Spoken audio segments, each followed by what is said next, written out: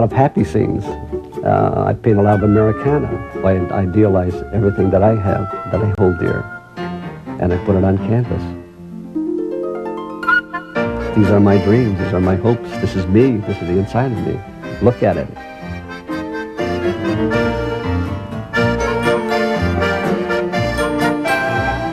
Artists talk through their paintings, and Charles Wysocki is telling us what America should be. A peaceful, uncomplicated, happy scene with decorative houses, stylized creatures, and everyday people.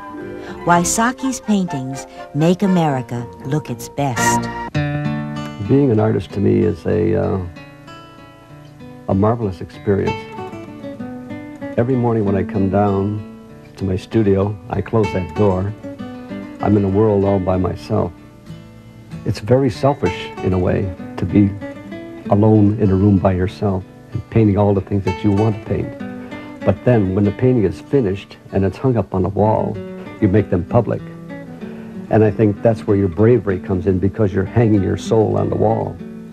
Wysocki's paintings reflect his frequent trips to the Pennsylvania Dutch country and the eastern seaboard.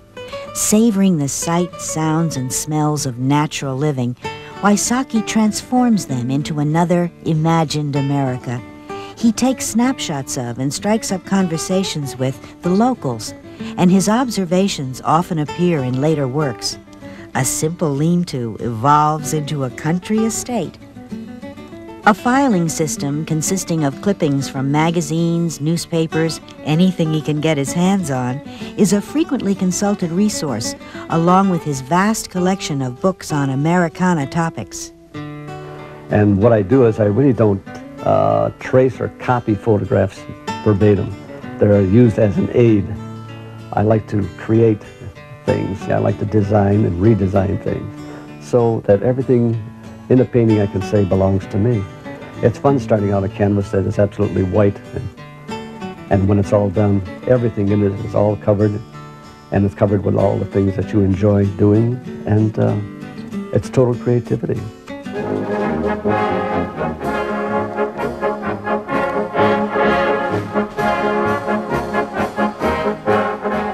Wysocki is best known by his stylized rendering of an idealized America. Highly structured, busy scenes which show many chapters within the story of a town. Generally composed with bright colors and a flat picture surface, his work defies the traditional rules of perspective. There are those who refer to Wysocki's style as naive. For this artist, any label only sets limitations on creativity. There are no rules in art. I think you should do whatever you want to do. You should break the rules if you can. It's rare to find a Wysocki painting that doesn't have an American flag and a fat red heart tucked somewhere within the imaginary world. Wysocki tells us fat hearts hold more love than small, skinny hearts. I lived in a very poor neighborhood.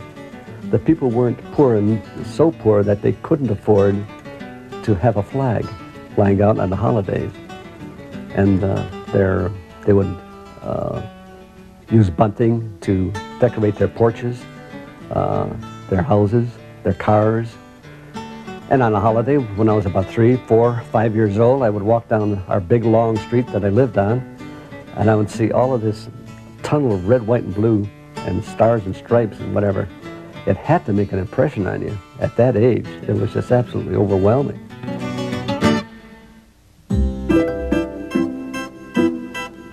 Today, the Wysocki sensibility draws inspiration from the stability of family life and quiet solitude. Nestled in the California mountains, his home bears a striking resemblance to cottages found in his paintings. With Liz, his wife of 22 years, and their children, the Wysockis seem to live in the America depicted in the artist's work, a simple, unpretentious era. Memories, pictures, storytelling by books on tape, and even television provide stimulation for Wysocki's unceasing artistic exploration. Now when I hear books on tape, on the radio, that's fantasy to me. People are telling me a story while I'm painting. There are compositions, marvelous compositions that you see in some of these stories that are on TV. Continually challenging himself, Wysocki describes an emerging, dramatic style that will express a wider range of emotions. He plans to tell one story in a painting, work with more somber tones, and to place his subjects in a more believable environment. Wysocki is currently at work on his next major project, a 5-foot-long painting which will incorporate his lifelong study of all things happy. I think it's going to be a very successful painting because of the idea itself. A Boston street scene at night, everything lit up, people having fun in the street in the snow. Sounds like a lot of fun. Will this be the Wysocki masterpiece? For Charles Wysocki, the passion of painting is painting itself, and he doesn't foresee any end to the development of his personal vision. I think every artist who is worth his salt is always looking for that elusive masterpiece, and he hopes he'll never paint it, because once you've painted it, there's nothing left to do. So it's that carrot that hangs out there all the time, and that's what keeps you going, and that's the fun of it, chasing it.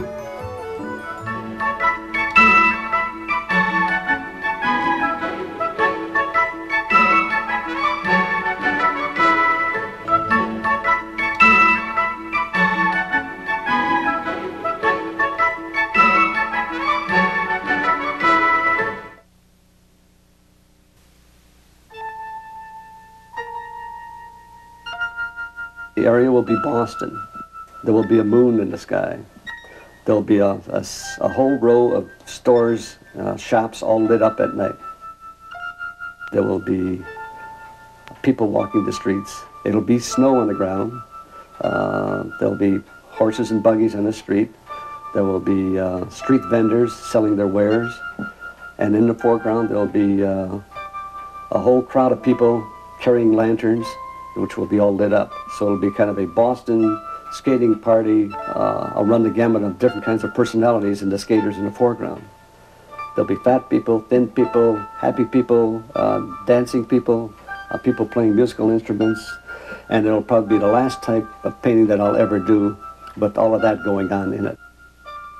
It's an end of an era of telling many, many stories in one painting. It took a little over 3 months to do the painting. I want to project maybe the new image that's coming along. Everything is rounded, you know, whereas in the other paintings I've done, they're flat people, flat faces, flat everything. These people in here, if you look closely, are very modeled out.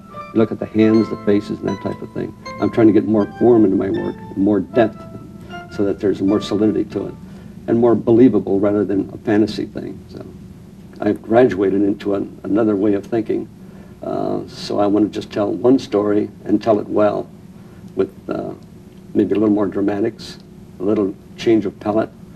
I think the people are going to have more personality because there'll be maybe 1, 2, or 3 people in it at the most, into every one of the paintings I've done, rather than a bunch of personalities and a bunch of stories, and that's it. It'll be a much simpler thing, a simpler statement. I like challenges, and this is another challenge for me, going into something that I haven't done in many, many years, is going back and reverting back to stark realism again.